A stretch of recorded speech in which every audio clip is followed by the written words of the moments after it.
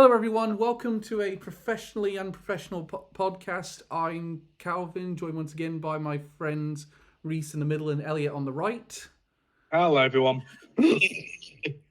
How dare you deny me Final Fantasy 16? I was so excited to play it. How dare you make me do this?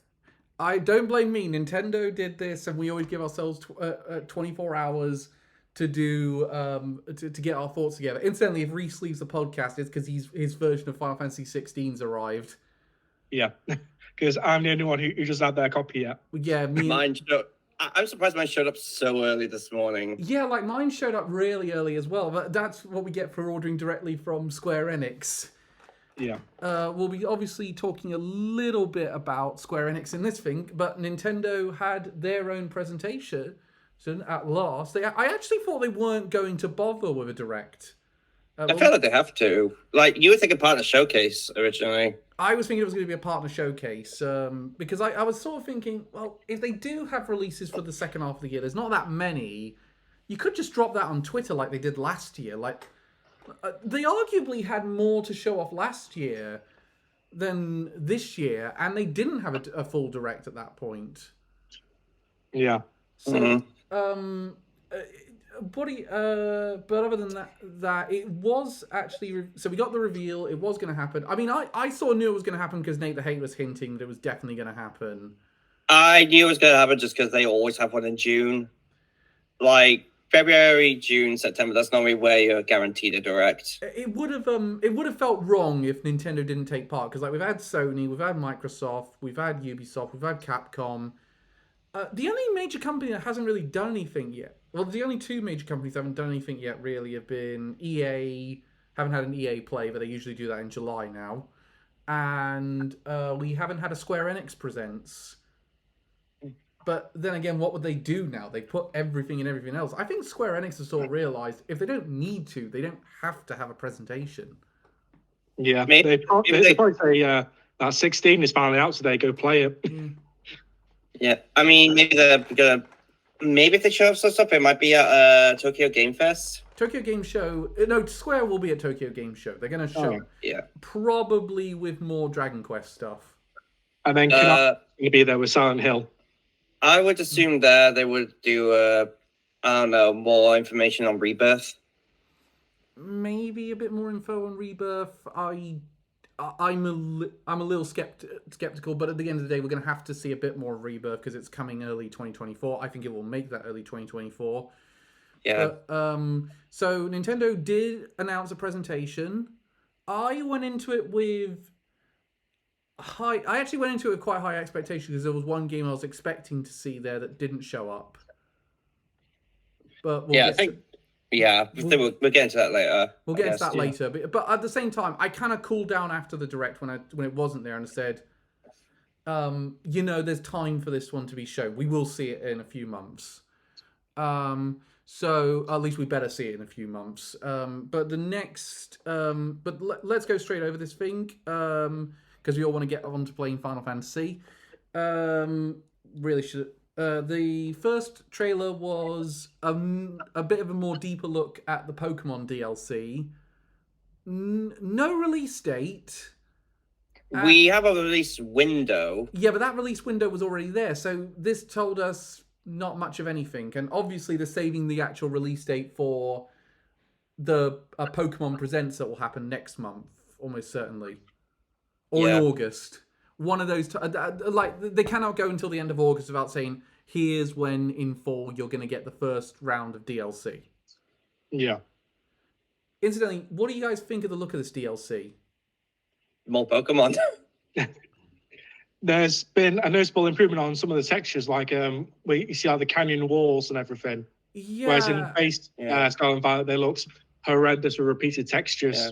It's good to see a number of the character designs are still as wacky as they were in the main game. The two trainers you see close to the beginning. You know those festival outfits, because they're doing like those Japanese summer festivals as the theme for the first lot of DLC.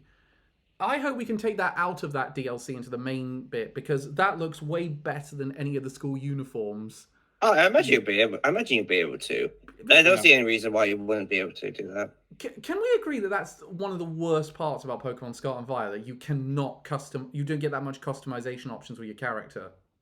Yeah, I noticed that in my review that they've just limited it for no reason. Yeah, like it was going really well. X and Y, Sun and Moon, and Sword and Shield all had great customization, and then they just said, "Nah, you're not getting that much this time."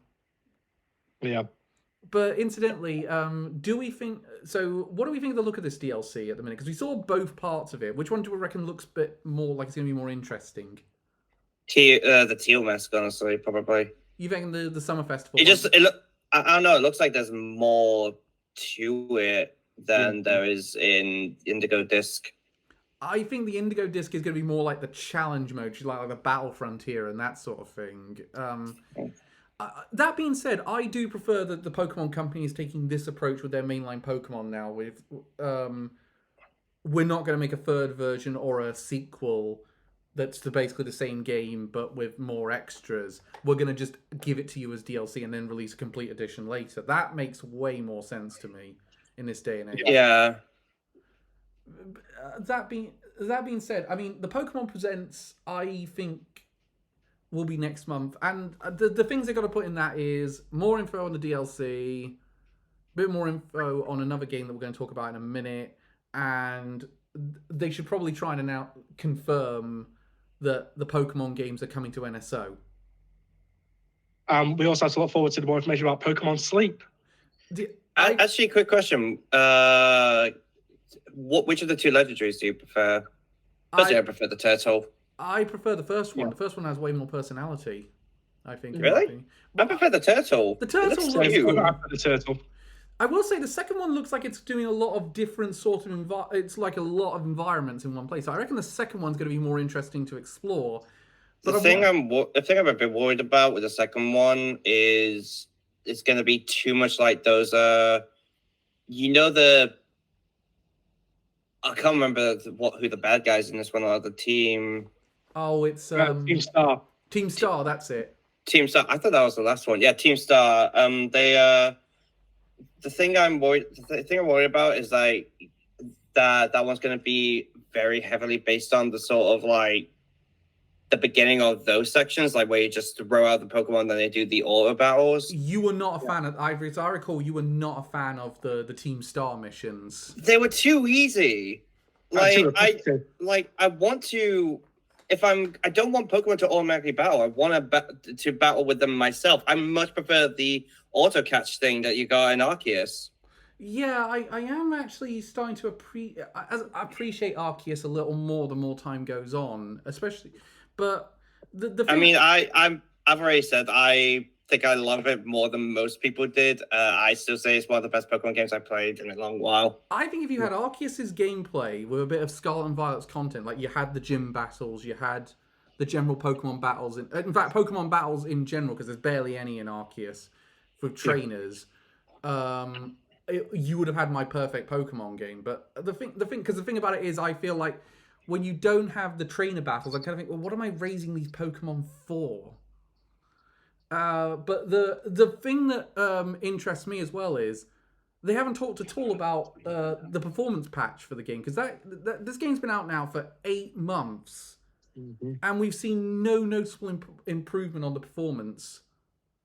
Yeah, and a few minor updates we did see actually made the performance worse, believe it or not. So what's going to happen when this DLC comes out? Is the performance going to be even worse this time, or are they going to actually have they actually been working in the background to fix this? I think it will perform better only because it's a smaller environment in these DLCs. I'm going to make the argument that they are going to make some improvements, because here's the thing, guys. If we go a year, let's say we go a year and there's no performance patch at all, and they were just lying. They said they wanted to make a performance patch, but they couldn't do it. Is that going to sour your anticipation for the next for Gen 10? I would say so, yes. Because they've been Pokemon games now since 1996, and we've never had a game released in such a state as Scarlet and Violet. Look, Scarlet and Violet is a good game. It's a really good game, but it needs better performance. how would you guys rate? Well, we never actually. Elliot, you said you quite liked Scarlet and Violet, but it wasn't quite That there for you. opinion is kind of soured as time has gone on. Like with Sun and Moon, I was playing that game for like months and months, like ages. Meanwhile, Scarlet and Violet, I think I played for like a couple weeks after the writing the review, and after that, I haven't been back to it. Yeah, that's the thing about Scarlet and Violet. It's a case of, like the last time I went to it, it was to play with a friend from America. A couple of months ago, we just happened to do a hangout. He said we were just going. Do you know what? Let's play Pokemon. We were long overdue. We were meant to do it in December, and we eventually got around to it. But the point is, and it was quite fun doing some of the raid battles together. But I mean, when we played multiplayer together, the four of us, we actually had when we had Ren as well.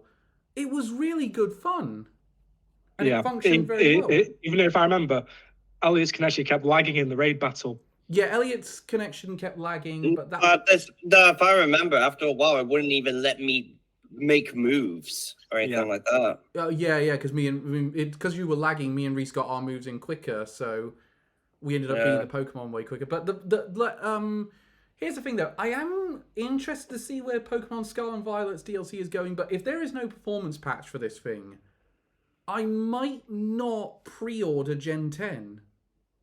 And that has never happened before. I've never said I will not pre-order a Pokemon game. But after this, I kind of think, do you know what? I think I want you to show you've learnt your lesson from last time.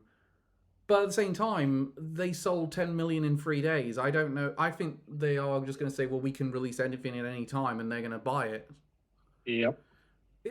Was it right? Am I right? Pokemon Sun and Moon is the only Pokemon game that got a massive delay after a date. Didn't even know it got delayed. I'm pretty sure it did. I think it was meant to come out in the holiday, and it ended up coming out in February instead. I can't recall of any other game doing that. But I mean, that being said, this looks all right. We'll keep an eye on it. Yeah. Next game up is Sonic Superstars. Another look at that. It's a 2D 4-player. It's still 2D 4-player co-op Sonic. They give it over a bit more detail about the idea that getting the Chaos Emeralds will change different levels in certain way, and you're going to get new abilities to explore new parts of that level. You can choose which one of the 4 characters you're playing as: Sonic, Tails, Knuckles, and Amy. I don't know why. I have a feeling Amy might break the game. I know what you mean. Like it feels like it's gonna be the Toadette or Peachette in New Super Mario Bros. Well, actually, on that point, it's interesting that Amy is now starting to become more of a playable character, considering she's in Sonic. She's going to be in all the Sonic games with Sonic Origins Plus that comes out tomorrow, and she's now in this.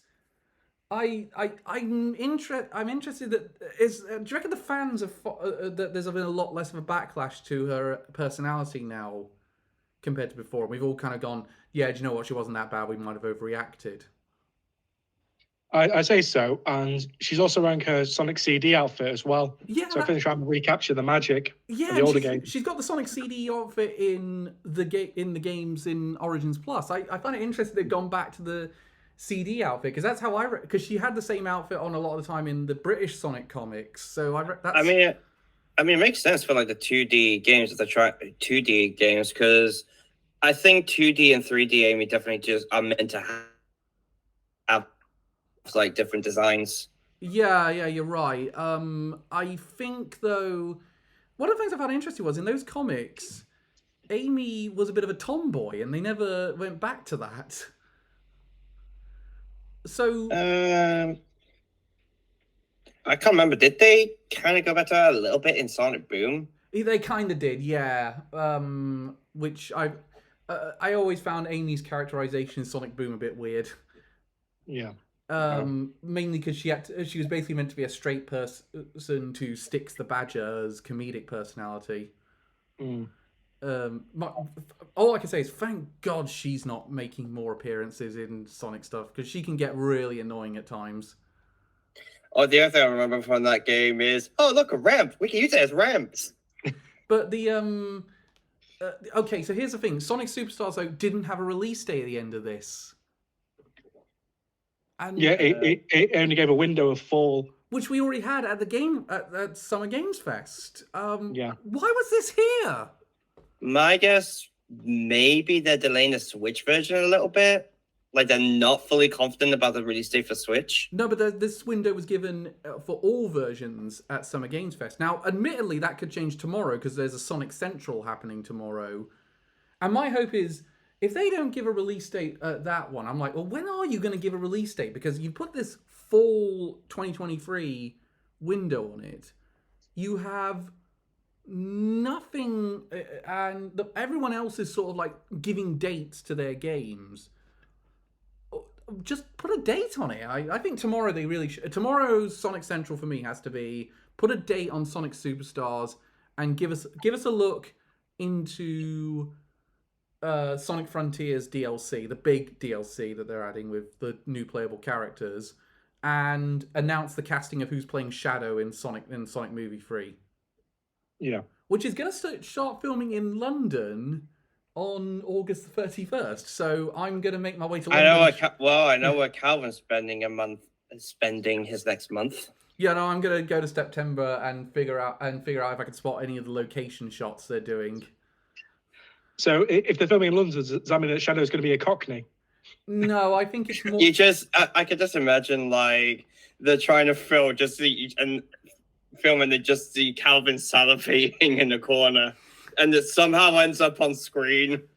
Yeah, just begging the directors to be an extra in the background. Do you know? I will pay them. I will pay them to be an extra in that movie.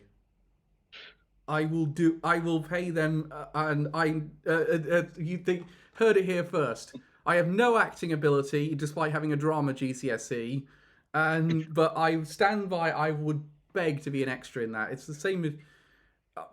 Don't you look so smug, Reese? Because you'll do that when the Gundam movie starts shooting. Probably, yeah. No, he'll be petitioning to make him one of the mechs. So, next game announcement was a game called Palia coming holiday 2023. This I already thought Skip, but then they said free to play. Just like, yeah, definitely Skip. This looks awful. Yeah. I remember someone saying this just looks like Fortnite. It is Fortnite. It is fucking Fortnite. Yeah, Fortnite meets Harvest Moon. Actually, no, do you want to know what it reminds me of? That Disney life sim. Oh yeah, it does look so like that, the problem, like the character models look the exact same. I hated it. I hate the look of this, and it looked terrible. It comes out holiday 2023, but I cannot recommend anyone to buy this one. Even if you like those life sims, like there's so much better. There's so much better looking life sims on Switch. Mm-hmm. Like seriously, if you haven't got into Animal Crossing yet, just get into that. It's way more content and way more enjoyable. You are the people who would buy this are people who've already put in like over 100 hours into Animal Crossing, right? Well, put 100 hours more into it. It's way more better use of your time. Just kick a villager off the island and get a new one and using the amiibo. If you want something to change. Then this is Calvin's petition, everyone. Just spend another 100 hours on Animal Crossing. Just bring in another villager. Talk to them for the next 100 hours. I actually can't bear to kick any of them off, so I've had the same. I've had almost the entire same villagers for most of my time. One of my favorites. All I remember is the last time I played it, I got a villager that was so ugly, I actively quit the game. You wouldn't want to visit my island, then? I've got. I saw it, just like, what the. Next one, a game that Ellie and Elliot are really looking forward to, Persona 5 Tactica, sorry. And it announced the pre-orders for the digital version have begun on most of the things. There is a PSN shop I've seen, and I've seen it on Steam. Haven't checked Xbox yet if you can preload it on Game Pass, or and I haven't checked Nintendo yet, but it wasn't there when I last checked. We actually got a bit more information in this one. Like, we got the name of the ally you have and like some of the extra like sort of abilities you get. as well as like a teaser for the Persona fusing. And they also announced they outside the direct they announced the DLC, and that includes Kasumi and Akechi as playable characters.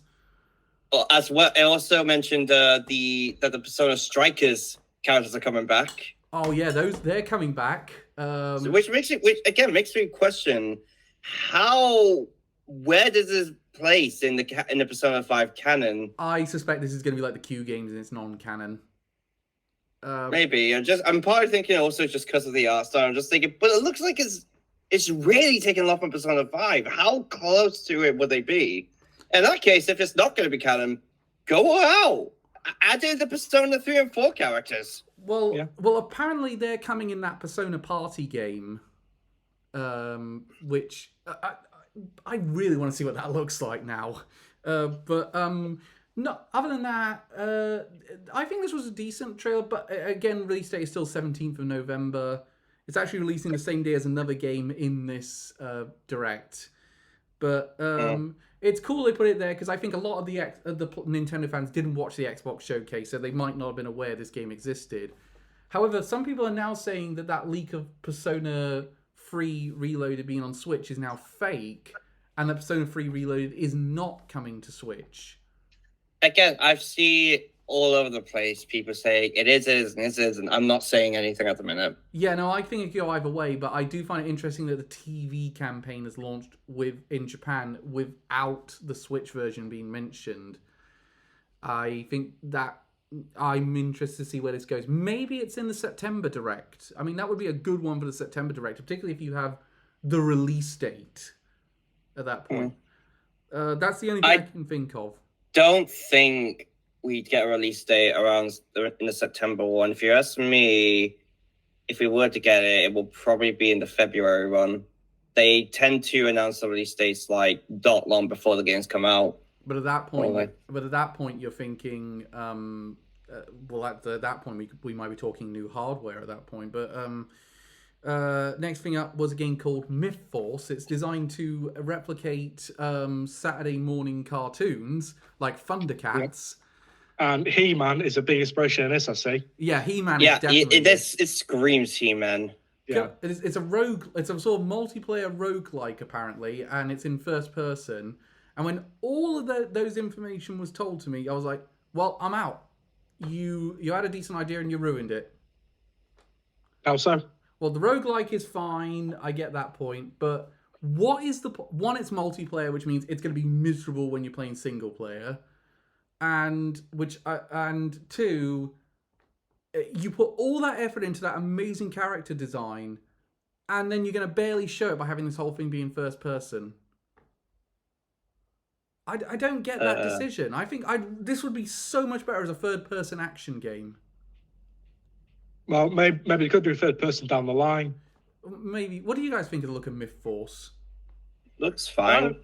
Yeah, looks fun. It's made by Aspire, who do all the Star Wars games. Oh, it's Aspire doing this. Yeah. My main thought when I saw this is, I feel like it will work better on PC. Yeah. I get it. Just because I prefer first-person games on PC is all. Yeah, because the keyboard and mouse definitely helps, but it didn't have a release date, which makes me wonder why it's here. But all right, whatever. Because the release date was just this year, 2023. Yeah. At that point, it's like, why is it here? Like, when I go into one of these presentations, I at least want a window, if not a concrete release date. Next up is it was Splatoon 3's next Splatfest. It's going to be which ice cream flavor is best. I found it funny that they didn't pick chocolate, but that's probably just because that one would dominate. Well, no, because the correct answer was in here, because there's vanilla, strawberry, and mint choc chip, and the answer is mint. Wrong. The mint chip is the best flavor of ice cream ever. I know, we'll back up Cal on this. Wrong. It's my favourite flavour too. I'm also a big fan of mints. Right, you get on Splatoon 3, join us, and we'll take down Elliot on Team Vanilla. Hey, don't shit on vanilla. Vanilla's great. Vanilla's... I'm simple. I like the basic bitch options. Yeah, vanilla is great as an accompaniment to another dessert. No, vanilla's on its own is fine. It's great as well. Yeah, but at the end of the day, when we went down. However, also you're wrong. This doesn't have the best one. Honeycomb is the best one. No. Oh, look, this might turn into our most heated argument at the minute. But before we get down that route, did you guys actually like the fact the Splatfest announcement was here, or did you think, why is this here? This could have easily been on Twitter. No, I like it. It did seem a bit random. Yeah, especially considering that this is only one other time prior to this was there a Splatfest announcement in a direct. Like, they didn't have the Pokemon one in a direct. They didn't have the Zelda one in a direct, and both of those would have made a ton of sense to be in directs. I suppose it's because none of them lined up with a direct. Yeah, I guess it's just timing. All I can say is I'm glad that they left everybody 1-2 Switch on Twitter, because that looks fucking appalling. Yep. Yeah, right, it does. And the thing is, the thing I found funny about it is that 16 content creators have come together to play this, and everyone on Twitter was just like, who? Yeah. I recognize no one. I sent you that one of the therapists from Scott the Wall saying, who the fuck is this guy? I remember one YouTuber beat him up sarcastically said, "I'm so happy I got to join in with this. Thanks, YouTube." Yeah, no. Thanks, Nintendo. Do you know what? I said to my friend Joe on not my cousin when he was giving me a lift home yesterday. It reminds me of that Scott the Woz. It's another Scott the Woz thing. It reminds me of, which is the Nintendo fan who won't dare say anything negative because they don't want to get free. They don't want to lose those free codes. They say, this is another Nintendo fan. You can tell I'm a Nintendo fan because I bought all this stuff. I've never played Metroid. What is a Metroid? Yoshi is so cute, and Luigi makes me gassy. I thought that was one of my favorite Scott the Woz gags. I thought there are so many YouTubers I've seen that are like that. You say that one of my favorite YouTubers, the completionist, is a bit like that. He's starting to get down that road, but I still like his content. At the end of the day, and he's always been a very positive person. To be fair, Gerard's always going to be a legend in my eyes. Look at what he did fixing the whole indie thing that was meant to be at Summer's Games Fest. I agree. Yeah, that was fantastic, and I'm going to go to bat for him every time because he went to bat for Sonic Frontiers, and we both agree on that. But of course, the Sonic fanboy. Sonic is only slightly not good. You are amazing, your friend. I stand by Sonic Frontiers is really good. No, it's not. Cal, we all saw your streams. It's not. Look, it needs improvement. I will agree it needs improvement in some areas. It needs improvement in those solo stages. I would rather it had been less of them, and they be longer. Because I don't like just getting to the end of a Sonic stage like that. I like there to be a Sonic stage to feel like an event. There's a reason why one of my favorite level designs in Sonic has been Sonic Adventure 1. Because each of those levels we also need a world that isn't just empty. Yeah, but at the end of the day, you sort of think, if you do something like Station Square, that's got too much in it, is the issue. And there's not enough space to run around. But yeah, no. That's because Station Square is just so meant to be a section where you go to other levels. The other thing though I will say is with Sonic Frontiers, to close this thing out, I think we can all agree though it's a good start for the new direction of Sonic. Like, this is something they should definitely work on rather than just abandon it. They should try and improve on it though. If the next game is just a clone of that one, the next game is just does the exact same thing as that does, I'm out. Yeah, I'm with you. If it does the exact same thing, it's like, right, what is going on? You've had all this time to improve on this and you haven't done anything. Yeah. But I mean, I'll be interested to see what the DLC does, because the DLC is them going to be showing off new characters. Anyway, we're very off topic. Yeah, we're very off topic because the next game was another game that's coming back. Finally, we're getting the sequel for this. Detective Pikachu Returns comes out October 6th. And the textures in this game do not look very good. Yeah, something that I actually saw a lot of people say is or to be more accurate, YouTuber beat 'em up say is a lot of these games really show the Switch's age. I don't think it does. I don't think it does because there's a lot of games that have come out very recently that have really elevated the Switch in terms of how it looks, how they look. Like, I don't want to bang on about it too much, but Tears of the Kingdom, the textures and popping have definitely improved on that one. I like to say it looks the exact same as Breath of the Wild. I'm sorry, it does. There have been changes. It has been updated. But one I would say though, I mean, one game that looks amazing on the Switch, and I think you guys agree with me on this, is Pokemon Snap. New Pokemon Snap. That looks phenomenal. You would never, if that came out today, you would never say, "Oh, the Switch is showing its age." Yeah, but I mean, the thing is, I'm not saying those games are showing its age. I'm saying the games in this direct are. Yeah, no. The thing is though, I think these games have been in development a very long time. I think that. As the case, and I think I think Nintendo was going to do new hardware sooner than they actually have done, but the pandemic pushed them back a bit on that. But here's the thing, though, with what do you guys reckon of look other than the textures and of the what do you guys think of the look of Detective Pikachu Returns? The main thing I'm asking is who asked for this. Well, Detective Pikachu was not well received. Yeah, but it did end on a cliffhanger, and I think after the movie's success, they had to bring out something to capitalize on that. But they still get Danny DeVito as the voice Pikachu, so it's still a loss. But here's the thing, though. I'm glad it's a sequel rather than a remake of Detective Pikachu, because if because it now gives them a chance to improve on that gameplay, which had issues in the first one. So. I mean, I'm going to pick up Detective Pikachu Returns day one for me. Honestly, I'm very interested to see what they've done with that. And it's going to... And I need something to fill in the gap before late October. Especially considering I don't have an Xbox in my office, so I won't be able to drown myself in Starfield. What do you guys reckon? Are you going to buy Detective Pikachu Returns? Probably not. It doesn't really interest me. I may down the line, but not day one. I'll see what the feedback's like first. Note to self: put my name down on the review.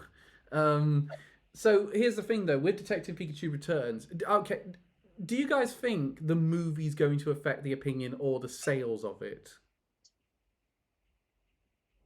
I don't think so. I don't think so, specifically because it's been 4 years. Yeah. That was going to be my point too. It's not like people are going to buy this Mario game because the new Mario movie came out a few months ago. No, the movie is quite old at this point. Oh my god, I forgot it's been 4 years since Detective Pikachu. I thought it was actually it might be longer. When did Detective Pikachu? It came out relatively. Yeah, it was 2019. Oh god, I thought it was way younger than that one. Jesus. But the next announcement. This was the highlight of the direct for me, by the way. The next announcement. That's for a lot of people. It's a remake of Super Mario RPG, and it looks great. Yeah, I saw that. I was just thinking, oh, that's coming to NSO. I was just like, wait. Do you know what's amazing? I actually heard the rumors of a Super Mario RPG remake, but I didn't believe them. Because I thought, well, okay, I sort of knew... I thought, has Square Enix agreed to this? Because they do own a portion of Super Mario RPG. But I thought, well, no, Nintendo has re-released Super Mario RPG quite a bit. So they must maintain the majority ownership of it. And Square must, not really give much of a shit about it. But the thing that makes me... This kind of makes me go, why was it never on NSO? And this is why. They've obviously been working on this in the background for quite some time. As if that's ever stopped them from putting it on NSO. They put Mario 64 on NSO. Yeah, but that came out after... You remember that was after Super Mario 3D All-Stars. So I think the original is going to come to NSO a bit after this has had time and they've maximized the sales of it. Because again, you can now play both versions of Link's Awakening on Switch. I don't see why you'd go back to that original Game Boy one. I much prefer the remake. Well, yeah, I understand. Some people are constantly looking for nostalgia. And you with Sonic. Actually, did they actually say who's developing this one, this Mario RPG remake? No, but they did say that the composer is returning. Yeah, Yoko Shinomura is coming back to update her soundtrack. That is fantastic news. Like, her soundtracks are phenomenal. No word on developers. Looking through the credits, only listed Nintendo and Square Enix. Right, so I think Nintendo's done this internally, which again surprised me because I thought they wouldn't care enough to do this, but perfect timing. This is a brilliant holiday release. I really hope they do a more interesting box art for it. I don't. If I remember, that's actually the same box art as they did previously, minus Yoshi. I know it's basically. I'm gonna guess they sold Yoshi to be able to pay for the development for the game. Come on, Yoshi, you've got to hang out with Cloud for a bit. Worst Yoshi impression, everybody. Yeah, no, I never. It doesn't say impressions on the ticket. Reese, you're an old Super Nintendo fan. Did you like that? What do you think of this? I think it looks amazing. The visual update is stellar. I like that they're retaining the old. I like that they're retaining the old character models. Like, I like that it's still sort of chibi and squashed down, rather than not trying to modernize it. Yeah, I agree with you on that one. It does actually remind me a lot of the Link's Awakening remake in that sense. Yeah. Although I actually would say I think this looks a bit more visually pleasing than the Link's Awakening remake. I don't know about you guys on that one. It's got that. Yeah. The thing about the Link's Awakening remake, it's got that stupid hazy border around it that obviously plays into the plot twist at the end of Link's Awakening. But I was like, oh my god, you've got all this beautiful background and you've ruined it with this border. No, I didn't mind that. I didn't mind the border. Because I actually went to check if the first time I noticed it, I went to check if my Switch's screen was starting to go. Honestly, I didn't even notice it. But obviously, I think it's a day one pickup for all of us. Yeah. Not a day one play though, because that's the same day Persona 5 Tactica's coming out. I think you've got the review job, Reese, for that one. Probably. Also, Like a Dragon Guidance coming out the week before, so I'm fucked. Yeah, no, your time is very taken up by that, but it's a super good release for the Switch for this stage of the Switch's life. They also then went into two announcements afterwards, Mario related, coming for 2024, which are a new game starring Princess Peach, like a sort of a successor to Super Princess Peach on the DS. Which, I mean, that looked all right, actually. From what we saw of it, I kind of looked at it. I kind of like the look of it. I'm happy that we're getting another Peach game. Like, she's been playable in a lot of games, but we never had a game. But outside of the Super Princess Peach, we've never really had like a game solely based around her. I mean, have you guys played Super Princess Peach? No. Yes, unfortunately. Did you not really like it, Reese? I was overly keen on it. Yeah. But Reese, it had a vibrator joke in it. How could you not love it? Oh yes, everyone's favorite Vibe Scepter. Oh Christ, I forgot that. Have you noticed your mother's been laughing a lot recently? My favorite joke, but I will admit, I think Super Princess. This one looked like it's a little different to Super Princess Peach, though, in several ways. So I'm keen to see what that is. I reckon we'll see a bit more of that in the September Direct.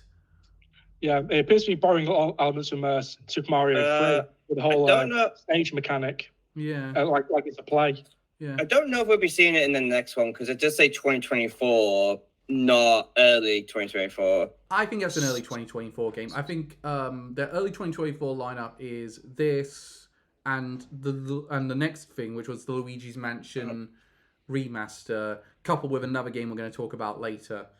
Well, you say that, but I feel like if it was going to be, they just said next year as well. We didn't even get like a release window kind of thing. So I imagine. So we don't know how far into development it will be. Yeah, but if we look at the Peach game, let's look at the Peach game and Luigi's Mansion Dark Moon Remaster. Those games are coming out. I think in terms of the Luigi's Mansion Dark Moon Remaster, that might be a little longer because you want to put that because that's not as big of a deal as this brand new game. The new game needs a bit time to maximize sales. Yeah. Speaking of which, what do you guys think of the Luigi's Mansion Dark Moon Remaster? That was the next thing they talked about. I'm questioning why they picked this one. I have the exact same question. Surely they would do the first Luigi's Mansion first. Yeah, because no one says Dark Moon is their favorite. Everyone says it's either Luigi's Mansion 1 or 3. And I much prefer Luigi's Mansion 1 to Dark Moon in almost every way, even though Dark Moon is essentially a clone of Dark Moon is it's a 3DS game, so they obviously have to do a mission structure, but it does not quite work. And even if Luigi's Mansion is a bit of a tech demo, it's still a really good tech demo. Yeah. Elliot, what are your thoughts on Elliot? Do you prefer Luigi's Mansion 1 to Dark Moon? Never played Dark Moon. It came out when I didn't have a 3DS, so I never really got around to playing it. It's one of those where it's like instead of having all the themes in one place like they did with Luigi's Mansion 3. Yeah, I know how it works. I know it's like more mission structured. That doesn't work for me. Like I kind of was happy when Luigi's Mansion 3 came out, and they went back to that structure. In all fairness, it is a hardware issue. It was a sort of a hardware issue with the 3DS. I grant you, but at that point, it's like, well, you've got a whole. If you want to do that, you've got a whole Wii U there. Why not make a Luigi's Mansion for that? That's something that the Wii U would be crying out for. Yeah. I mean, we'll leave Scott the Woz to discuss the disasters of the Wii U. In all fairness, the 3DS was more popular, so I guess they thought it would do better. Yeah, but on the 3DS. Yeah, but especially seeing as Luigi's Mansion. It's still kind of niche in the Mario series. It's not like as big as like the 2D Mario or 3D Mario games are. It's still kind of niche. Yeah. Yeah, but at the same time, this one obviously is not changing up much. So I don't imagine it being on Switch is going to improve much of that game. Mind you, it wouldn't improve much of Luigi's Mansion 1 either. But we'll move into the next bit. Because the next headliner was Batman Arkham Collection coming fall 2023. What took you so long? Yeah, everyone was saying that. What? Why didn't they do this sooner? I swear this has been rated by like the Korean and Australian rating board for years before it's actually come. And what I found interesting is Arkham Origins is not in the collection. It's just Asylum, City, and Night. It's in a bin where it belongs. Yeah, Arkham Origins. I guess in all fairness, Arkham Origins wasn't made by Rocksteady, if I remember. No, it's not. So if it's Rocksteady publishing this one, maybe they don't have the rights to it. Well, Rocksteady is not the publisher; they're the developers of it. Warner Brothers Games are the publishers of it because Warner Brothers owns DC Comics. But yeah. I mean, I'm playing through the Arkham games on stream at the minute. And it's as painful as always. I've not fucked up that much. Only because you haven't got that far into it yet.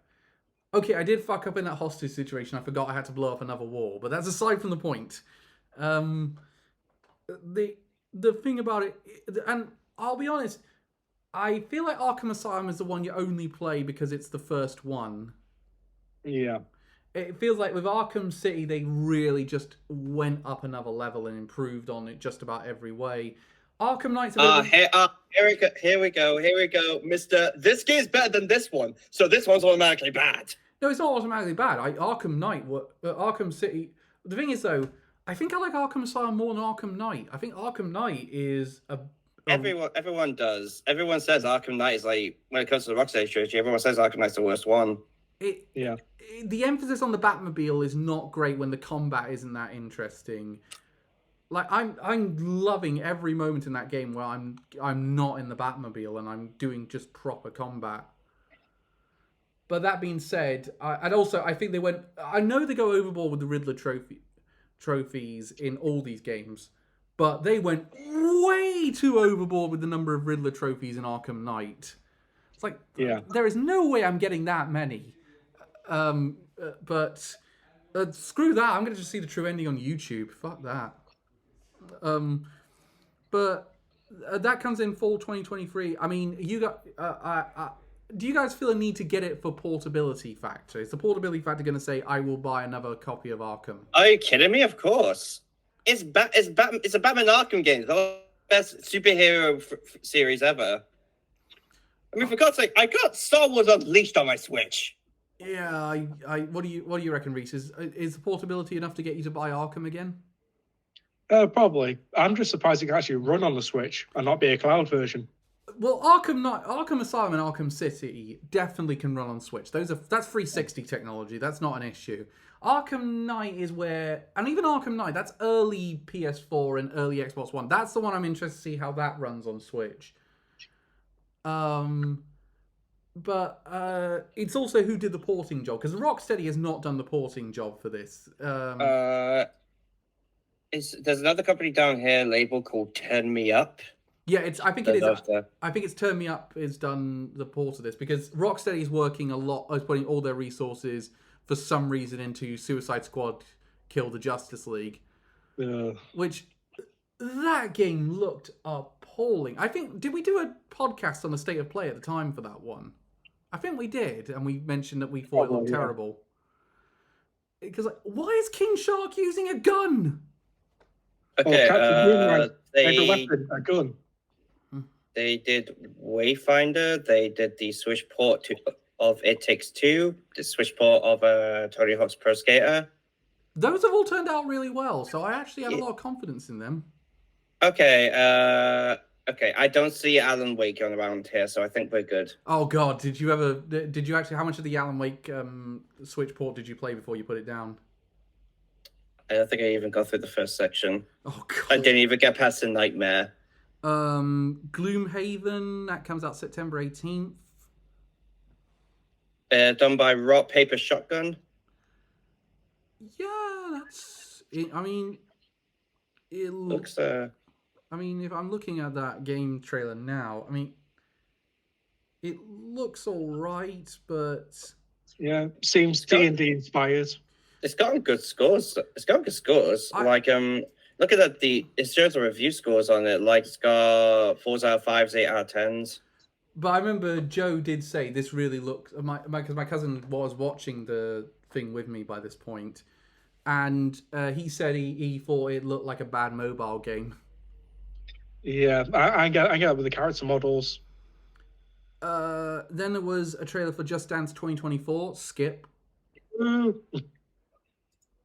I mean, if they ever release a metal version of Just Dance, then sure. I mean, they have a pirate shit. Let Me Dance to Drink by Aerostorm or something like that. I know. Another game, it's called Silent Hope. I was interested in this game until I saw the gameplay. Yeah. That style. From the looks of it, it looks like a dungeon crawler mixed with like a life sim, so it's a bit like Cult of the Lamb in that case. But oh my God, what are these character models? Yeah. Like, you make it... Also, those cows are straight up out of Harvest Moon. Like, and they straight up stole those cows from Harvest Moon.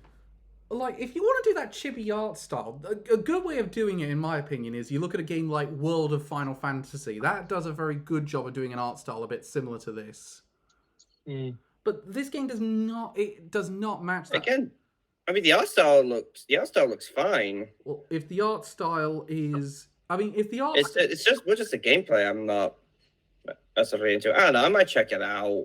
I might see how it is. It's October 3rd. If anyone's interested. You got Fae Farm next, and I am so sick of seeing this game. I have seen it like 4 times over this month. I've only seen it once. Yeah, it was at Summer Twice Games. if you count this one. Yeah, it's like Summer Games Fest, and it still looks shit. Every time I see it, I just think this looks so shit. As I keep saying, the faces look like emojis. Yeah, it's a case of this looks like it was designed for the metaverse before they got rid of that idea. Yeah. New trailer for the sequel to the Hot Wheels Unleashed. I mean, I like Hot Wheels, the last Hot Wheels game, so this one actually does pique my interest. I tried the last one. Wasn't really into it. The cars were kind of difficult to control and whatnot. What about you, Reese? Yeah, I tried out the last one on PS Plus, and it was good fun. But it's not something that you're gonna devote loads of time to. It's a nice distraction. Yeah. And the trophy list was very grindy, I noticed. So I didn't feel a need to platinum it. Next up was Maniac Mechanics. This looks like Overcooked, but with cars. Oh, I thought the same thing. Yeah, no, Joe said the exact same thing as well. Yeah, no, he said this looks so much like Overcooked. In other words, this will either be very fun or very infuriating, depending on who you're playing with. Yeah, no, it's definitely gonna have a and also fun fact, it's coming out on my birthday. Hey, that's fun. It's good. Do you remember me and Ren playing Overcooked? Oh yeah. Oh god, I don't think I've ever seen you two more angry at each other. He will not listen when I tell him to do something. I'm the head chef, so he has to listen. I'm like, do that, cut that thing. Why are you not doing it? Did you both agree on that, however, or did you pick that because you thought it was quirky? I am the head. I am the head. I am head chef. I am head chef. Well, I had more experience with the game, so I think that's why I put myself in that position. Mario plus Rabbids DLC. It was not the DLC I was interested in because it's not the Rayman stuff. That was at the Ubisoft Forward. When I saw DLC 2, I was just like, wait, when did the first DLC come out? Yeah, that was quiet. That was first DLC. I mean, they did drop the second DLC after the Direct, but man, I'm not. Mario plus Rabbids Sparks of Hope did not capture my imagination enough to go back for that. I will go back for Rayman. That is it.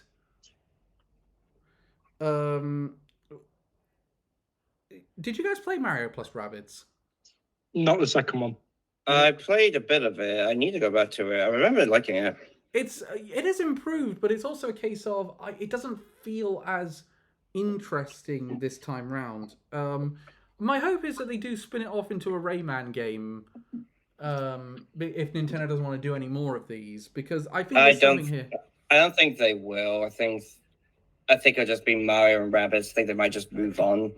Yeah, I think they're gonna. Though I would like him if they did like Rayman and Rabbids. So they have apparently said they are. Ubisoft is apparently planning on revamping it for the next Switch system. That could be interesting. Next up, a game that we saw. We've heard about this a while ago, and they've apparently been working on the backgrounds. Dragon Quest Monsters. It is Dragon Quest. Comes out December 1st. I am excited. Yeah, it's a sequel to a long-running subset of Dragon Quest games called Dragon Quest Monsters. Okay, so this new one comes out December 1st. We saw a little look at the hero from, I think it was Dragon Quest 5? Not 5. No, 3, right? No, Freeze Erdrick. Yeah. Oh god, it's another one from Smash Brothers. 4? It's 6, I think. I think it's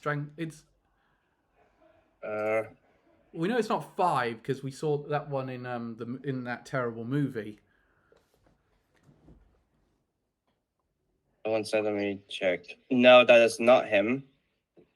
Let's try my one, Dragon Quest 4. Yeah, it's Dragon Quest 4. So it's the Dragon Quest 4 protagonist that showed up. I mean, presumably that means we're going to get a few more guest characters in this thing. Comes out December 1st. I imagine we're going to see more of this at Tokyo Game Show, along with a bit more information on Dragon Quest 3 HD. I'm going to take the refugio for this one. It's Dragon Quest. I'm excited. Yeah, if you want to do it, mate, that's fine by me. I must be honest, I thought the textures on I thought graphics-wise this does not look amazing, But No, I think it looks fine. I think it looks good. yeah, but it suits the Dragon Quest look at the end of the day. What do you reckon of this one, Reese? Yeah, looks interesting. I get a lot of Monster Rancher vibes from it. There's definitely a bit of Monster Rancher there. I'm seeing how you control monsters. I'm thinking, so this is Dragon Quest Megami Tensei. So we got that, and next up there was a bit more of a look into Pikmin 4. It's out next month. Looks great. Yeah. I'm not massive into Pikmin, but oh my god, this looks so good. Yeah. It looks great. I love it. They definitely felt like they gave me more of an idea of how is this a full-blown sequel. There's like they got the dog, you've got some new Pikmin coming in, you can go out at night now. I did love the fact that one of the items you pick up is a Game Boy Advance SP. Yeah. Blue edition to be specific. But one of the things I found interesting is one part of that was you're in the kitchen of that place. And the thing that makes me most interested in this game is that you're not stranded this time. You're helping people that are stranded. Yeah, that's an interesting cool idea. That's such a cool idea for Pikmin. It's almost as if they go, oh, that happens in every game. So it probably happens a lot in this universe. Let's just have you help them. I love that. That's such a cool idea. But the thing is, as well, is that kitchen looks furnished, and I thought the whole point of Pikmin was it's post-apocalypse Earth, and it's just these tiny aliens that are visiting our world after we're gone.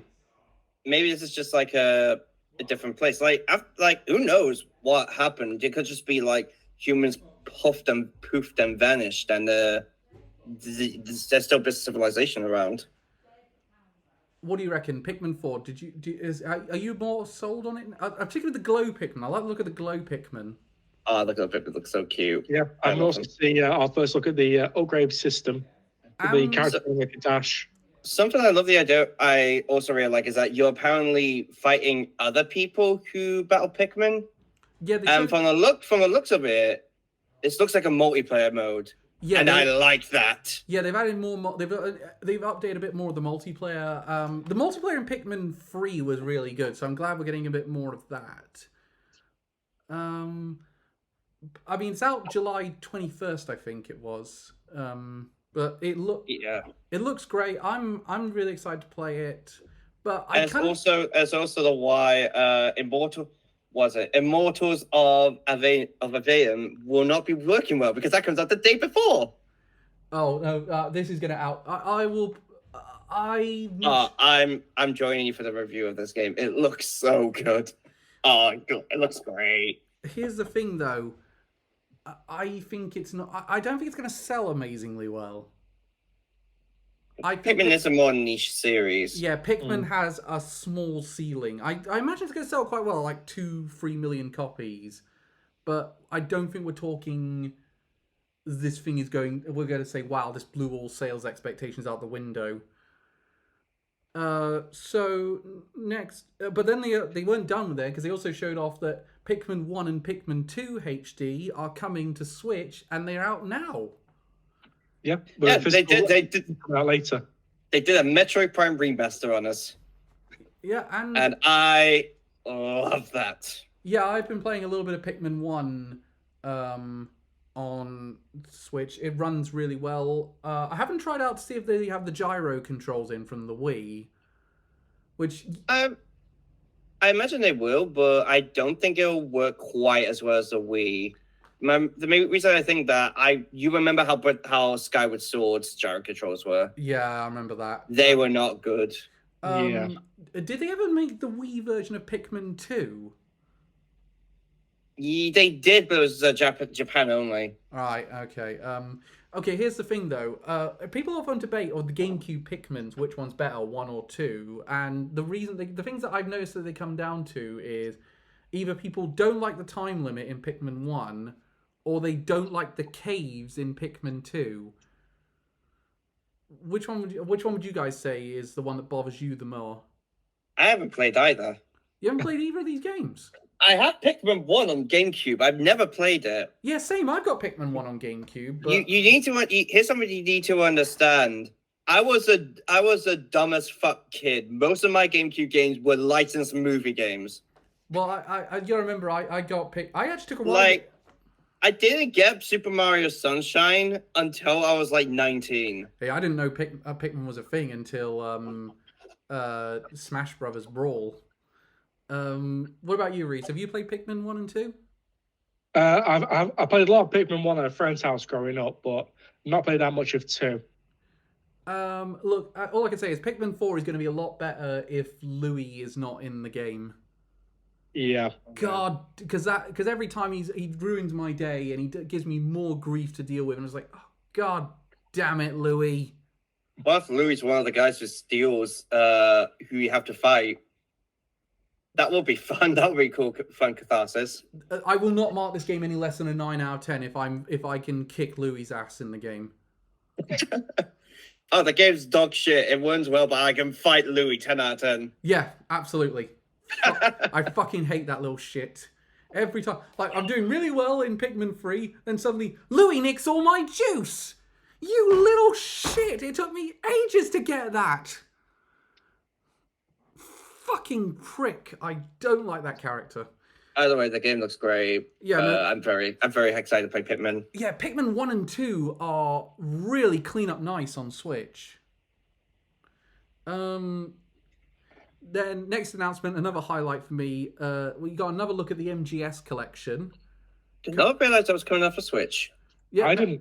No, they didn't announce the platforms at that PlayStation event, but they have now announced it. It's coming to everything on October 24th. It comes with, they went a bit more detail. It comes with MGS1, MGS2, MGS3, the original Metal Gear 2 Solid Snake, Metal Gear NES, Snake's Revenge. For the love of God, don't play that one.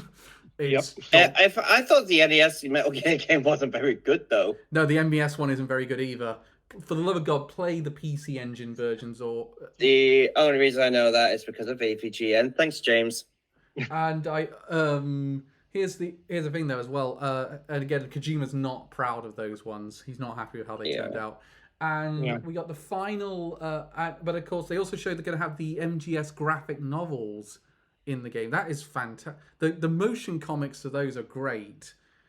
So, and this comes out October 24th, which means MGS is potentially on the streaming schedule this year. Also, it says Volume 1. Yep. We could be getting more down the line. I mean, we could be getting the PSP games, maybe Metal Gear 4. It needs Revenge finally gets a re-release. Yeah, Rising, maybe? Please, I am begging you, MGS4 needs to come back, because if you just play, like, let's say you go through this collection, you've got most of the main story of Metal Gear Solid. Yeah. You've got most of that story. Like, you don't really need to do the handheld ones. They only fill in a few of the gaps of what happened between Naked Snake becoming Big Boss and the start of Solid Snake and all of his stuff and all of his story. You do need Metal Gear Solid 4 to give you that ending and that catharsis, because the way Metal Gear Solid 4 ends is such a powerful moment if you've been following. I notice that every time you talk about Metal Gear Solid 4, it's always about the ending. You never talk about the game. The game was... Could it be because the game maybe is not that good? It's just the story is? No, the game... Well, the problem with MGS4 is that it's mostly cutscenes. There is not a lot of gameplay in MGS4, but... From what I've heard, Final Fantasy 16 might have it beat. There's apparently 11 hours worth of cutscenes in that. They might have you beat on that one. I do know for a fact, though, I liked MGS4's gameplay, and it would be nice if it wasn't stuck on PS3. Now, that being said, it was very hard to get it to work on PS3, so I'm wondering, even with new tech, how is that going to work? Now, the thing I'm wanting most is a re-release of Metal Gear Rising. Come on, give us the meme game. Rules of nature. It's such a the memes. Yeah, my personal favorite meme was the one my source. It's not actually in the game. They obviously this was done with someone else, but my source is that I made it the fuck up. That's from Maxor. But this is not my sword. It's a mistake. Which is so weird considering that Raiden is one of the most tragic characters in. Yeah. All I can say is I'm glad they said it took place after Metal Gear Solid 4, and they didn't undo his ending. Yeah. Because if they had undone. Officer, I'm so sorry. I was too busy playing League of Legends. All right, man. Deadly Force authorized. I'm so excited for Metal Gear Solid Collection. I am going to jump straight on that one. I've already pre-ordered the Switch version. Here's the thing, though. The box copy comes with a download. This is a massive file on Switch. Yeah. Free up some space and have a massive micro SD card if you want to play this on Switch. Which was to be expected, to be fair. Yeah. So I think I'm going to have it on Switch for on the go because I have got a massive micro SD card, but I might delete a few of my things that are just hanging around on my screen before it comes out. It'll be interesting to see how the port of MGS3 compares to the 3DS port we got a while ago. Oh, yeah, that's right. There was a 3DS version of it. I completely forgot about that. Yeah. Wait, actually, here's something. Sorry, go on. I was going to say, I did play the 3DS port. It is fun, but there's a lot of performance problems with it. Do you want to know what will be an instant buy? If this version of Metal Gear Solid 2 has a skateboard minigame. I'll let you know. I'll let you know if it has it. But I will tell you another one I find interesting, though. It was also on Vita as well. And did that version run very well? I didn't play that myself, so I'm not sure. I've heard good things about the Vita version of Metal Gear Solid 3, but that'll be interesting. Next one up was Vampire Survivor coming to Switch August 17th. My thought was... I hate my mind. When I saw that, I thought, Castlevania? No, I was thinking that and then I recognized it. Oh, no, wait, that's Vampire Survivor. And I was like, what took you so long to come to Switch? Why is this an Xbox exclusive for so long? But Vampire Survivor, I mean, I love Vampire Survivor. It's a fantastic game. I've heard so many people say, like, it's very addicting, which is fitting because apparently the person who made this game originally made slot machines. Yeah, no. So he's fully aware of addictive stuff. No, he's absolutely nailed it because there's so many moments like, I'll do one more. It does have that one more go. I reckon I could do it better this time. I would recommend it. I'd recommend picking it up. It's perfect for portable play with the Switch. Yeah. Then there's the game that broke Josh Scorcher, Headbangers Rhythm Royale, a rhythm game. I hate the fact that I laughed at the pun at the beginning. Like when I went, this game is very cool. I actually laughed at that. My sense of humor is fucked. This is a rhythm game involving pigeons. It kind of makes you think of like maybe a sequel or spin-off to Rhythm Heaven. It's just further proof we're never getting a new Rhythm Heaven or Beat Masters. Yeah. Or what was that one with the sort of like gentleman thief? Elite Beat Agents. So you think of that? That's not Elite Beat Agents. That's another one. It was oh god. It looked very much like Professor Layton. You know when you you know it from the look, but you don't quite remember what it's called. It's that sort of thing. Yeah. That looks. I mean, it looks fine, but it's coming out on Halloween. Why Halloween?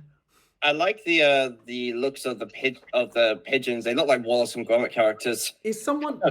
This is me with everybody 1-2 Switch. If someone tells me this is good, I'll pick it up. But until then, this is not a pickup for me.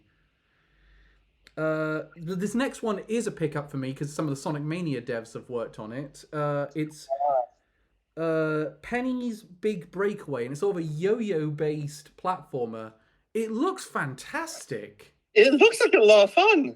Yeah, I got these Hat in Time vibes from it. Yeah, very Hat in Time. Yeah, when I first saw it, I was looking at it, I was just like, I don't know. Then the more I went on, I was just like, no, actually, this looks really fun. Yeah. So this is a definite for me. I'm definitely picking this one up. Mario Kart Wave 5 DLC, it's coming in the summer. They didn't give a release date for it. Showed off the brand new course that's coming to it. And a few of the characters, including PT Piranha, Kamek, and Wiggly. Still no Diddy Kong. This is the first. I mean, I'm excited for Kamek. This is like the first time he's ever been in a mainline Mario Kart game. Yeah, you don't count Tour. But here's the thing. Also, of all the characters from Mario Kart 7 to bring back, why not Queen Bee? I want to play as a giant bee, damn it. I need Diddy Kong. I need him in the last wave.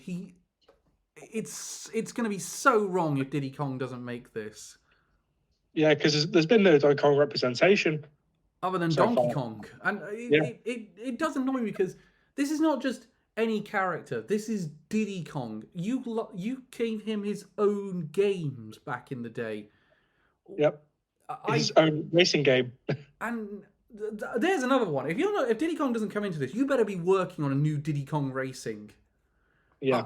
Honestly, that's another one I will sell. There's so many things, so much money I would give to have a new Diddy Kong Racing. I love the original Diddy Kong Racing. Put that on NSO. Talk to Microsoft about that. So that's up. But then this was another highlight of the showcase for me. Star Ocean's second story R. It's a fully from the ground up remake of Star Ocean 2, the PS1 classic. And it looks like it's made in the HD 2D engine. It looks outstanding. I don't know about outstanding. It feels like I'm a bit mixed on the decision to like make fully 3D backgrounds with the pixel art. It's very jarring. But this one just did it so much. It definitely looks like there's more effort being put into this than the remake of Star Ocean 1, that first departure game. Oh yeah, definitely. And even then, that was a really good port of Star Ocean. Didn't even realize it did that remake. Yeah, it did. I mentioned it on a previous one. You sent us a tweet of you buying it. I did? Yeah, you bought it on your Switch. I said with Star Ocean 1 is called First Departure, and you immediately bought it afterwards because I told you it was a thing. Well, yeah, it just looks amazing in my opinion. Yeah, and they've added voice acting to it, which I think is I always appreciate. It definitely. No. No, it's not on here. God, is my memory playing tricks? Because I swear I told you Star Ocean 1 was on Switch. Nope. But I would really recommend. I'm so excited to play this one. I'm gonna definitely take it out. I'm just glad they haven't done a remake of Star Ocean from PS2 because the first one on PS2 because that game's story is great up until you get to the plot twist.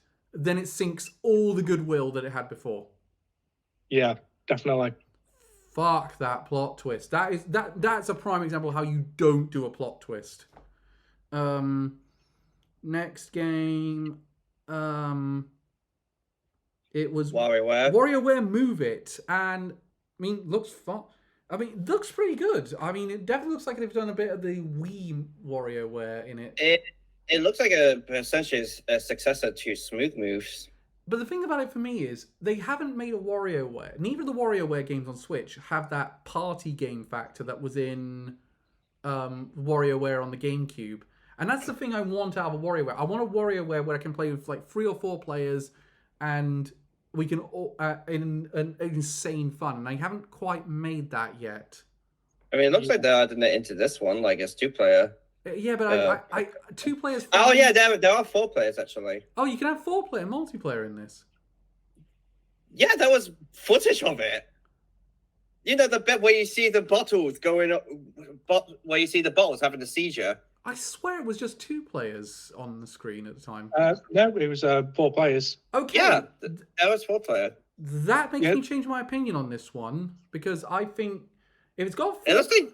From the looks of it, I'm looking at the trailer right now. It's like a game board Mario Party sort of thing as well. Yeah, I was just gonna mention that. I did like the look of the game that's the motion game based on Mario 64 Slide. Oh yeah, that one. I mean, some of my favorite ones in WarioWare in the last WarioWare game was the Nintendo themed ones, like the hit which team has won in the Splatfest. I mean, it does definitely look like it's going to be a lot better than Get It Together. I quite like to Get It Together. I'm not going to lie. I was mixed on it. It felt like it just felt like the gimmick was too restrictive on like the creativity they could do with the mini games. I get your opinion on that one. Yeah, this one definitely feels like it's going to be a little less restrictive on what sort of games you can do. It definitely feels like, but I'm going to pick this one up. It comes out November 3rd. Then we went into a trailer for Nintendo Live in September in Seattle.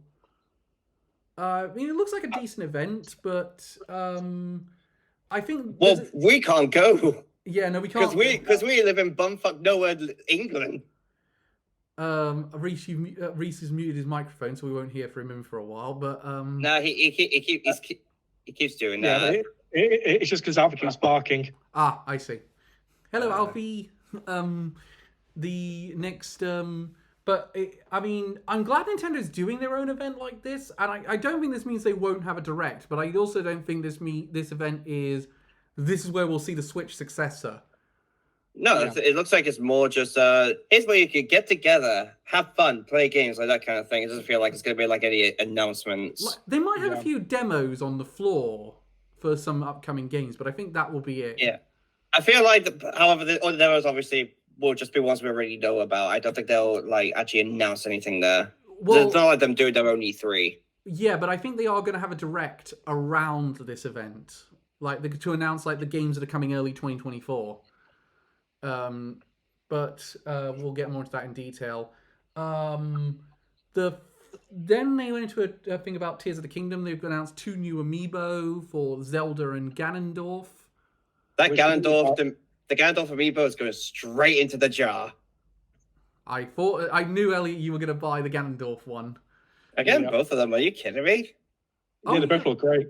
Yeah, they both look amazing. Although it is annoying because I just got my custom shelf finalized from the guy who's getting the rest of the amiibo shells done, and I've now got to call him up again and say, mate, they announced new ones. Can you get these done for me? And while you're at it, can you add Noah and Mio on the mix? But I'm really excited for. That being said, see, one downside I say the Ganondorf pose is just the same as in all the promotional material. I'd rather they did something different with him. But here's another thing, though. This was actually a bit of a disappointing announcement for me because it's sort of finally confirmed to me there is not going to be a Sora amiibo. He wasn't announced at the pre-orders for Pyra and Mithra. He's not been announced here at a time when they could have. He didn't get even a hint of it on Twitter when they announced that Noah and Mio amiibo. You say that. I disagree. I think we are still going to get him. And proof of that, first of all, we get them for every Smash Bros. Smash Bros. Character. I feel like it would be unfair to not get one for him. Second of all, we haven't got one for Kazuya yet. We have. Kazuya's coming. We have. Oh, fuck. In that case, maybe they'll just announce it down the line. Maybe they're waiting for Pyra and Mithra to come out first. If Pyra and Mithra come out and there is no new information on Sora's amiibo, it doesn't exist. I disagree. There's no reason why they wouldn't make an amiibo for Sora. Okay. I just think maybe it's just a rights thing they're trying to work through. I mean, that could be an issue because you got to talk because there's so many people that own that character now. There's Disney, there's Square Enix, and Nintendo's got a stake in it in the amiibo line. I imagine when the deal went through for the amiibo, I feel like they would have also talked about for him being in Smash Bros. Sure, they would have talked about him being in the amiibo thing. Well, the interesting thing is we did find out from interviews that Disney were very happy for Sora to come into Smash Bros. It was Square Enix who were a bit apprehensive of the idea. Huh. I find that rather interesting. But final announcement, it's the rumors were true. It's a brand new 2D Mario called Super Mario Bros. Wonder. It adds a new look from the new Super Mario Bros., which is good because those games were getting old, ironically. Mm-hmm. You've got fully functioning Yoshi, new power-ups, including the new Wonder Flower, which really alters how levels play out. You've also got Daisy playable for the first time. This game looks fantastic. I am very mixed on the art style. You're very mixed. Interesting. I don't like the art style, but it's also funny how they also give Mario a whole new persona in this. Oh yeah, At 'cause the he end. transforms into the elephant. Yep. Yeah, to quote Goopus Doobus, the fact that that exists means that there's likely going to be we're likely going to see Peach and Daisy do that, and that is fucking terrifying. Yeah. But here's the thing. There's obviously going to be more other than this. They're going to show off a little more of this before the game comes out. Obviously, they'll detail a little bit more in the September Direct. Yeah. But here's my. It comes out October 20th, same day as Spider-Man 2. Oh. Which means I will not be playing it because I'm going all in on Spider-Man. Presumably, you're doing. I already have 3 games I'm reviewing that month. Yeah, So probably not. It's me then. No, I'm taking that one. Believe it or not, I like sleep. I want to sleep. So yeah, I'm taking that one. Here's the thing though. Are you going to buy it to play it later though? Oh, definitely. You can. Probably, yeah. Since Nintendo game rarely go on sale anyway. I started mix on the art style. The game looks fantastic. Are you kidding me? Well, it's 2D Mario, and they are all like even new Super Mario Brothers U, which isn't very interesting in a lot of ways. Still, is a well-made game. Yeah. That being said, if they had done a new Super Mario Brothers for the Switch, I think no one would have been that interested in that announcement. So I'm glad they went down this route. Well, they kind of had to. Let's be honest.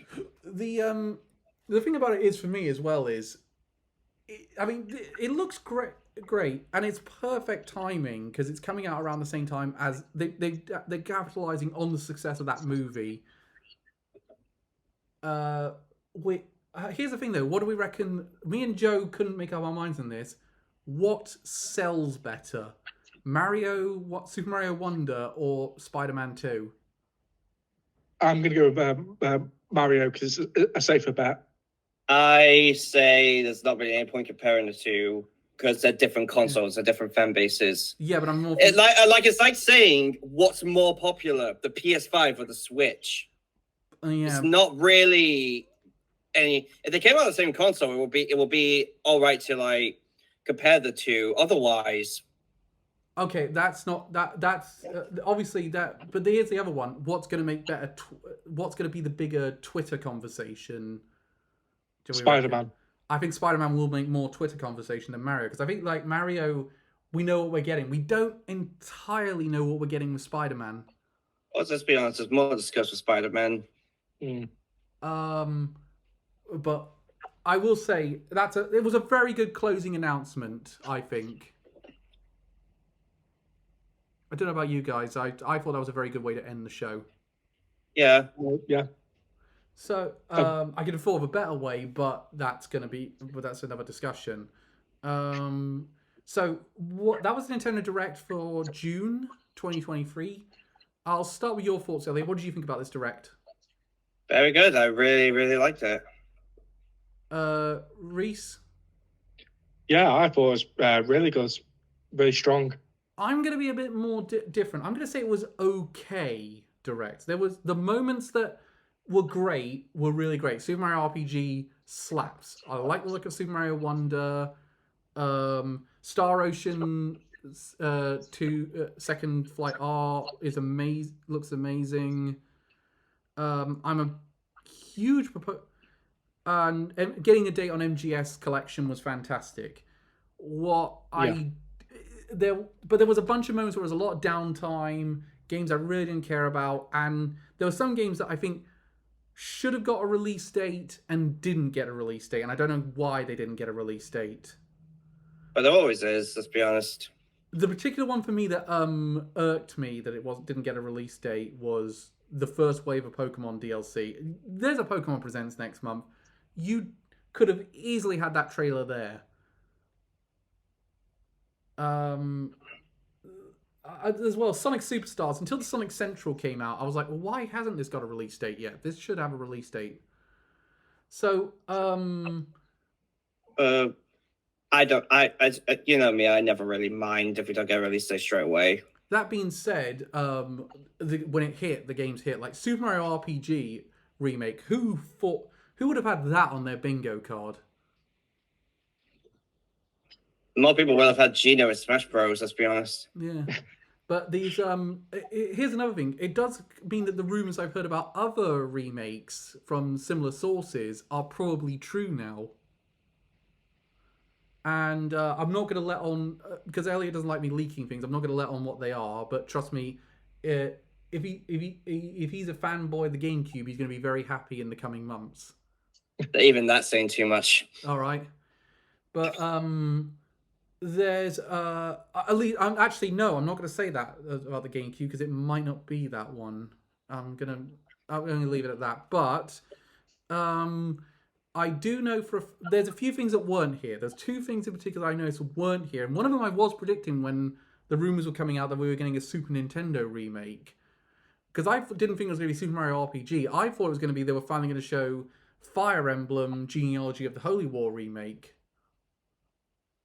I'm kind of wondering where do they want to place that now? Obviously, that's going to be in the September Direct now because they got to get that out before the Switch is done. Yeah. Do you think it would have made?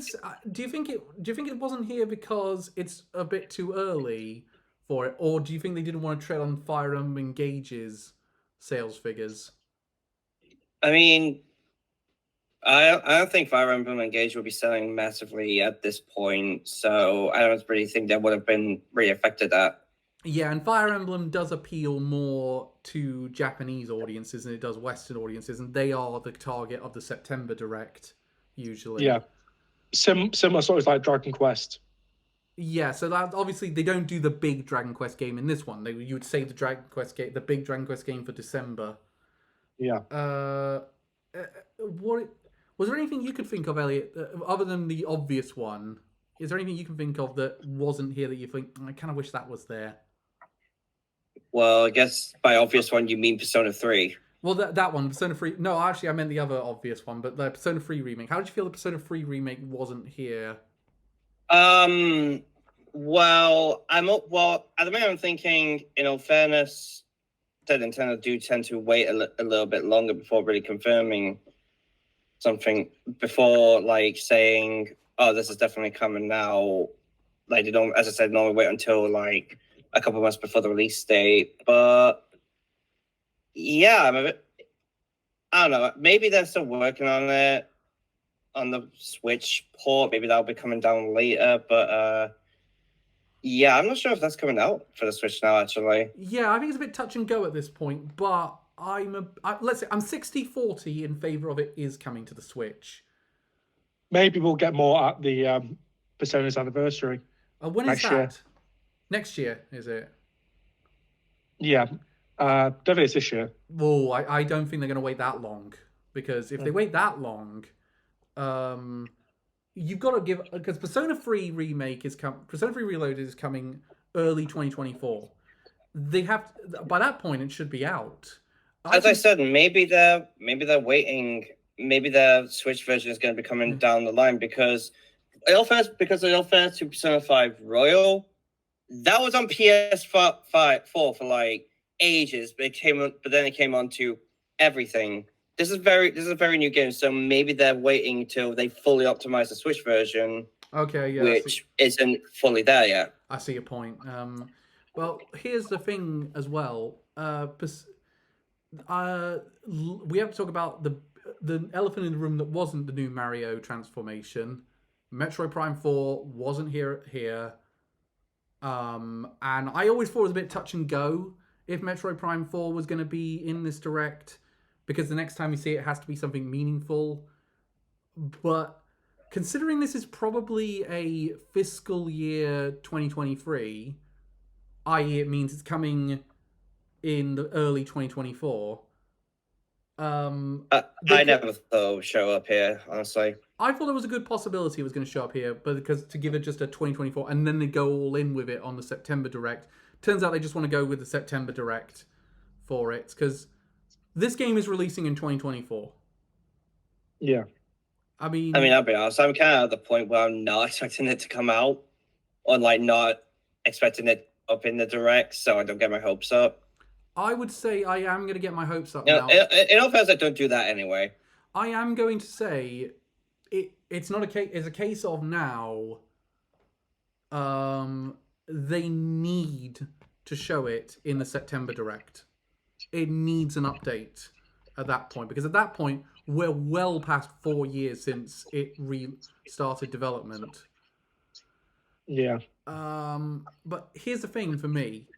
And if they haven't, they've really bungled the launch of Metroid Prime HD remastered, because that thing you've had that done since 2021. We know that from the ratings filings. Why didn't you just You know that from the ratings filings. I didn't. Well, no, but the thing is, I didn't know that. We didn't find that out until it came out. And then we looked at the rating for it, and it said it was rated in 2021. Now, that doesn't mean the game was done in 2021, but it was very close to completion when they got it. I'm interested to see... I mean, obviously we got another Direct coming this year. Metroid Prime 4 will probably be in that Direct. I've got a weird feeling... I've heard a lot of people say February, March. I've got a weird feeling they're going to launch it in May, around a similar time they did Tears of the Kingdom. I feel like... Maybe they'll do it close to like when the Metroid Prime 1 remaster came out. That would be a February release then. Here's the thing though, Metroid Prime... I think we're both agreed though, when we see Metroid Prime 4, not necessarily a concrete release date, but it needs to have a release window at least, and more solid information about what the game's going to be like. Yeah. Well, I'm holding to my theory right now that maybe they're holding it for the next console, like they did with Tears of the Kingdom, Breath of the Wild. Maybe, but I think even if they're doing that, even if they are doing that, I think it still needs to be in the September Direct, because you can do what you did with Bayonetta 3. Like, Bayonetta 3 came out a year after it was in that September Direct in 2021. You can... Like, even... Let's say the new system is coming out in... Let's say for argument's sake it's coming out in October, November of next year, the new system. You could still say, here's a new look at Metroid Prime 4. It's coming in 2024. And you get people excited for, right, we're going to be playing Metroid Prime 4 this year. And then when you show off the new console in early 2024, you can then say, by the way, Metroid Prime 4 is a launch title for this game. Yeah. So I feel like September's the right time. Metroid Prime 4 should be in September. I'm going to actually be a bit concerned about what's happening with the development of that game if Metroid Prime 4 isn't there. Because I was with Nate the Hate on this one. I thought when Metroid Prime 4 HD Remastered came out, that was Nintendo subtly telling us, we have a good idea when we're going to release Metroid Prime 4. That being said as well, another thing they could do is they could pair it with, here's Metroid Prime 2 and 3 HD, similar to how they did with Pikmin in this one. I mean, how excited would you be, Elliot, if the September Direct say, here's the first look of Metroid Prime 4, and we've got Metroid Prime 2 and 3 coming straight to the Switch right now? Well, I don't think that's actually going to happen. Even if they do announce Metroid Prime 4, I think it's very unlikely to get announced Metroid Prime 2 and 3 as well. Because it was rumor for a while that they were going to do the trilogy, but then it was just like, oh, no, we're just doing the first one now. So why would they all of a sudden say, actually, we did do the trilogy? Yeah, that would be bizarre as well. But, I mean, we could all...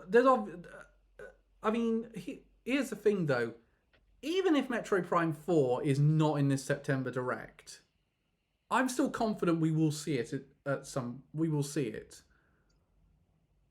And I think you've got to look at this year in Nintendo and say, wow, for the final calendar year, the Switch is the only Nintendo system on the market. They're going out with a bang, because look at this year already. We've had Fire Emblem Engage. That's a bit of a mixed bag in terms of narrative, but gameplay, it's worked great. Kirby is a brilliant remaster. Octopath Traveler 2, not published, but it's been fantastic. In March we had what was it in March? Well, I know we had Advance Wars in April, and that was pretty good. Yeah, I don't think we had anything in March. Yeah, I think you're right. Actually, I don't think we did have a March game this year. There was no, we didn't, and of course May Tears of the Kingdom, which has been another fantastic game. And I mean, obviously, I've said before, I'm more critical on it than you two were. Yeah, but you still rated it quite highly. You still gave it 9.2. That's a good score. But you then have it's going to go downhill with everybody 1-2 switch. But you've then got to add to the mix Operation Raincoat, Master Detective Operation Raincoat. That's looking better the more I see of it. July you got Pikmin 4. No game in September, August or September. That rather surprised me. But in October you've got Detective Pikachu, and I don't think that's one of the highlights. Let's be honest. I can't wait to play with my talking Pikachu. And then you've got Super Mario Wonder and Super Mario RPG. But we've also got add on that the Mario Kart DLC, the Pokemon DLC, the Splatoon DLC, which we're still waiting on a little more info on. Yeah. And I just checked in March. We had the Bayonetta spin-off. Oh yeah, Bayonetta Origins. That was great. Yeah. That was mid-March. Oh yeah, Ellie, I should point out we figured out March was Bayonetta Origins. The thing I was thinking of, honestly, when I was looking at March was Fatal Frame. Oh yeah, Fatal Frame was there. Yeah, but Bayonetta Origins is great. You then had and we've also got we've had the Xenoblade DLC. That was fantastic. Concluded the Xenoblade trilogy in a phenomenal way. For now. And we're now and we're coming into a really good 2024. We got the Peach game. We got Luigi's Mansion Dark Moon. We're gonna have a couple more entry. F-Zero GX wasn't here, and remaster wasn't here, and I imagine that's now 2024. I think they just said, you know what, the second half of the year is a bit packed. Let's put this early 2024, and I think that's how they're going to conclude the Switch. A lot of remakes and remasters. Was that one of the things you're trying to hide from me by chance? No, it wasn't actually. Well, you should have. I did not know about that. I think though with F-Zero GX, that's probably now coming the second half of the year. I really thought it was a lock for this one. I'm surprised F-Zero GX wasn't here. I think they're waiting for the Mario Kart DLC to finish. Yeah, we don't want two racing games competing with one another. But the other one... I don't know if they would, because I think a lot of people moved on from Mario Kart now, even with the new DLC. You'd be surprised, Elliot. Every time I go on there to play a bit of online every so often, I have no trouble getting in a packed room. Meanwhile, when I see a lot of people reacting to it, a lot of people say, this is great. I don't really care, though. Yeah. Do you think... Also, of course, there's going to be a fat room. It's Mario Kart. It's definitely not going to be popular. So, Mario Kart... Presumably, you got Mario Kart 9, presumably in development as well. That's going to probably be on the... That'll be on the next system. Probably a launch window, maybe? Unless they decide to do Mario Kart 8 Deluxe Edition. Oh, God. Deluxe. There was no announcement to the sequel of Arms 2 Feet. Mario Kart, I've got a better one. Mario Kart 8 Deluxe, 2 Furious. That's too wordy. There's, but I mean, as far as directs go for the rest of the year, I think we'd still get one in September. I think they were outlining that there's an early 2024 lineup that we want to get out. We're going to talk about that in September, because there was definitely the attitude I got from like the Peach game and Luigi's Mansion remaster. Yeah. But here's the thing, guys. How do you feel about the This is the last thing we'll talk about before we wrap up, which is, how do you feel about the Switch in its final year? Are you guys getting ready to move on, or do you think this thing still has a bit of gas so you want to get out of it? No, I think it's time to move on. As I said, a lot of these games are sort of showing the Switch's age. Reese? Yeah, definitely. And it lasted longer than the Wii and the Wii U. That is true, but the thing for me, I'm not quite ready to say goodbye yet. And the thing is, I will be ready to say goodbye if they confirm to me the next system is both backwards compatible and it's a case of it's backwards compatible and it's also a hybrid again. If it's not a hybrid, then I'm gonna say, can you keep supporting the Switch for a few more years? Because I like having. Oh no, I'm certain they will. I'm certain it's gonna be another Switch. I'm certain we're gonna get the 3D Switch in the next or something like that. So like the equivalent of going from the DS to the 3DS. Yeah, something like that. Well, here's the thing that. Well, okay, I agree. I agree because I think the new Nintendo heads are a little more. They play it a lot more safe. I think the new Nintendo heads play it safe. They don't tend to take risks. This is not Satoru Iwata running Nintendo right now. But My one hope is if when the new Switch does come out, they do what they did with the Wii to the Wii U. They have like an app that lets you like transfer all your digital games over to there. Yeah, now here's the thing though. If the new Switch is not backwards compatible in any shape or form, I will never buy. I'm going to say it right now. I will never buy digital on Nintendo ever again. Because at that point, you have said, I can't trust you with my purchases because you've taken away all my Wii U purchases. You had a good reason for that. You cannot do that to me again. You cannot take away the amount of money I've spent on that thing. You cannot take that away. And you then have added onto the mix a bunch of cartridges that are now bloody useless unless I keep my Switch around. I mean, I'm going to keep my Switch one way or another because this is now, I will stay on the record, I think this is now my favorite Nintendo system ever. I mean, when you say like you're not going to trust them with digital games, you say it like they're going somewhere. That is true. The digital games won't be going anywhere. They'll still be around.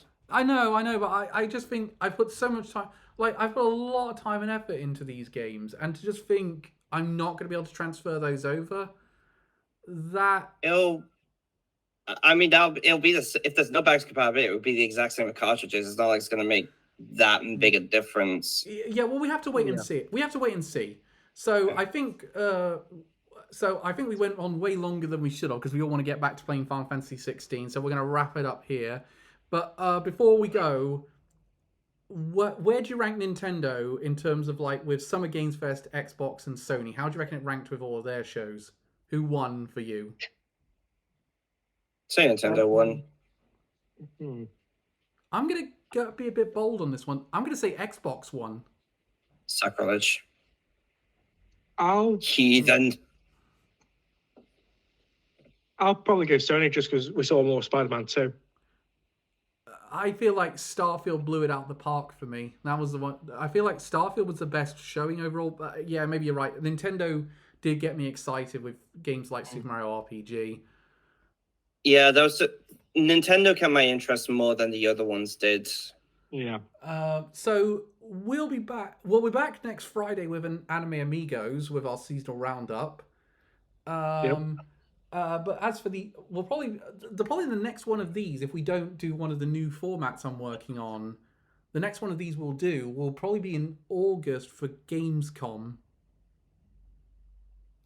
So we'll see you all real soon. Thank you very much for joining us. Goodbye, everyone. Goodbye. Take care.